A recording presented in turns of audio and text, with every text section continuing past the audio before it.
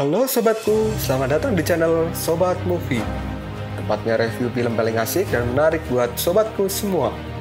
Yang baru gabung, silahkan klik tombol subscribe ya dan nyalakan loncengnya, supaya kalian tidak ketinggalan film-film seru yang Mimin upload. Oke, gak usah berlama-lama lagi, langsung aja kita ke reviewnya. Gasken sob.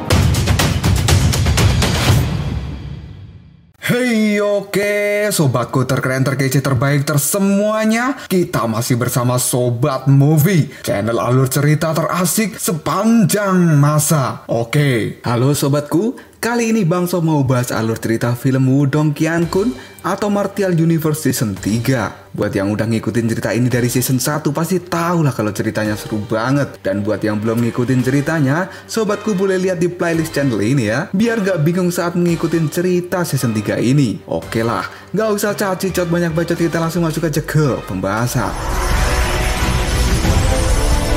Cerita diawali dengan penampilan baru dari Lindong yang compang-camping setelah bertahun-tahun pergi mengembara untuk berburu 8 jimat batu leluhur, atau bisa disebut juga dengan batu ancestral. Pada saat ini, Lindong sudah menguasai tubuh guntur matahari besar yang telah diajarkan oleh Xiao Diao atau Martin Langit. Dia pun menguji coba kekuatan barunya itu untuk melawan monster harimau ekor buaya di dalam hutan. Dan Lindong menang dengan telak. Lindong pun merasa puas dengan kekuatan barunya kali ini. Tapi Martin mengatakan bahwa tubuh Lindong masih sangat lemah. Jika dia bisa mencapai level perunggu, maka itu akan menjadi luar biasa.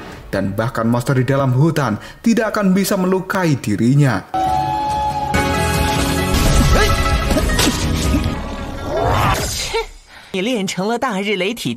Pada saat yang sama Lindong melihat petir menyambar di langit. Dia pun kemudian memiliki ide untuk menggunakan petir itu demi meningkatkan tubuh guntur mataharinya. Lindong pun bergegas mencari tempat yang tinggi agar petir itu bisa menyambar tubuhnya secara langsung. Xiao Diao pun menganggap Lindong sudah gila dan kemudian menyuruhnya memikirkan ulang tindakannya kali ini, karena sambaran petir dari langit itu bisa membunuh Lindong dengan mudah. Tapi Lindong yang keras kepala tetap teguh dengan pendiriannya dan siap menanggung resiko apapun.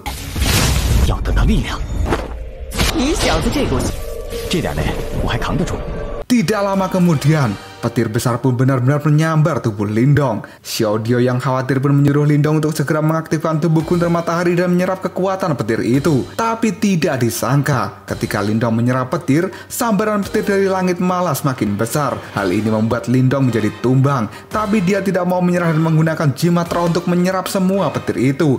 Yang pada akhirnya, Lindong pun berhasil menyerapnya. Xiao Diao yang khawatir dengan keadaan Lindong pun mengecek kondisi Lindong yang jatuh terkapar. Tidak lama setelah itu, Lindong pun bangun dan Xiao Diao lega. Pada akhirnya Lindong tidak tewas akibat sambaran petir yang mengerikan. Lindong pun mencoba kekuatannya tapi dia merasa masih belum bisa ke tingkat tubuh perunggu. Bahkan setelah menyerap sambaran petir yang asli. Xiao Diao lalu mengatakan bahwa itu bukanlah sesuatu yang mudah, karena tubuh perunggu level 1 saja kekuatannya sudah sangat mengerikan, bisa menyerap energi langit dan bumi, dan ini bukan sesuatu yang bisa didapatkan secara instan. Lindong kemudian bertekad sebelum sampai di kota Dahuang, dia harus bisa menguasai tubuh perunggu, karena untuk mendapatkan jimat batu leluhur juga harus diimbangi dengan kekuatan yang hebat. Lindong kemudian mencari Xiaoyan karena tidak ada di sekitarnya. Tidak lama setelah itu Lindong pun mendengar raungan dari Xiaoyan dari dalam hutan. Ternyata saat ini Xiaoyan sedang dikepung oleh beberapa orang yang dipimpin oleh Tuan Muda Diyun dan akan menangkapnya. Xiaoyan pun berusaha untuk melawan, tapi tali-tali khusus ini membuatnya tidak dapat berkutik. Tuan Muda Diyun pun merasa puas karena telah berhasil menangkap harimau piton api yang sudah mengalami evolusi.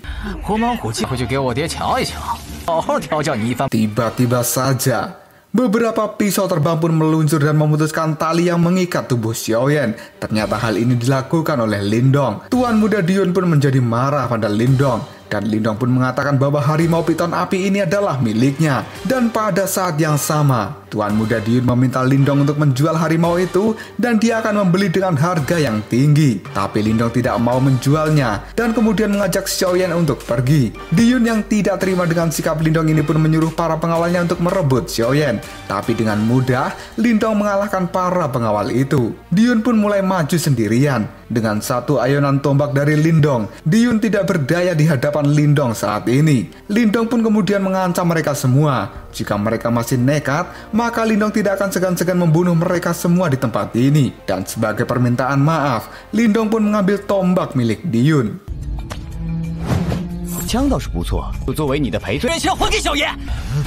Tidak lama setelah itu ayah Diyun yang bernama Diteng pun muncul. Dia kemudian meminta Lindong untuk mengembalikan tombaknya. Lindong pun kemudian setuju mengembalikan tombak itu asalkan ditukar dengan 20.000 pil yuan murni. Permintaan Lindong ini membuat Diyun kesal, kemudian menyuruh ayahnya untuk mengeroyok Lindong saja. Tapi Diteng malah memberikan pil permintaan dari Lindong dan menyuruhnya ini sebagai biaya pertemanan. Lindong pun mengembalikan tombak milik Diyun, kemudian dia pamit untuk pergi. Ternyata Lindong tidak benar-benar pergi dari tempat ini. Dia saat ini hanya bersembunyi dan menguping kelompok Diteng yang akan berburu binatang kristal guntur. Xiao Dio kemudian muncul dan berkata bahwa ini adalah hal yang bagus, karena binatang kristal guntur bisa membuat Lindong mencapai tubuh perunggu dengan mendapatkan sumber guntur binatang itu. Lindong pun saat ini menjadi bersemangat untuk berburu binatang itu. Xiao Dio lalu mengatakan bahwa dengan kekuatan Lindong pada saat ini, dia tidak akan bisa melawan binatang kristal guntur. Lindong pun kemudian memiliki ide bahwa dia akan memanfaatkan kekuatan dari kelompok Diteng. Kelompok Diteng pun pada saat ini sudah berada di hadapan tebing tempat tinggal binatang kristal guntur. Diteng ingin mendapatkan binatang ini demi menaikkan kultivasinya ke tingkat manifestasi dan juga menaikkan derajat nama keluarganya. Tidak lama kemudian Lindong pun muncul bersama dengan Xiao Dio dan juga Xiao Yan. Xiao Dio kemudian mengatakan bahwa binatang guntur malam ini akan dipromosikan. Maka dari itu, Diteng berani untuk melawan binatang guntur itu, karena ini adalah waktu yang terlemah dari kekuatan binatang kristal guntur. Tidak lama kemudian sosok binatang dengan tubuh berwarna perak pun muncul. Dan ini merupakan binatang kristal guntur. Awan di langit tiba-tiba berputar dan mengeluarkan guntur yang langsung menyambar binatang itu. Guntur pun diserap dan menimbulkan ledakan. Dan pada akhirnya, binatang itu pun mulai berevolusi dan memiliki sepasang sayap. Sumber guntur pun mulai muncul dan akan diserap oleh binatang itu. Diteng dan anak buahnya saat ini bergerak untuk segera merebut sumber guntur. Di saat Diteng hampir berhasil mendapatkan sumber guntur, binatang itu malah menerkam dirinya. Dengan keras Diteng pun berteriak agar Diyun cepat mengambil sumber guntur di saat binatang ini sedang sibuk menyerang ayahnya. Tiba-tiba saja Lindong pun muncul dan mengambil sumber guntur itu lalu kabur. Hal ini membuat Diteng menjadi marah besar.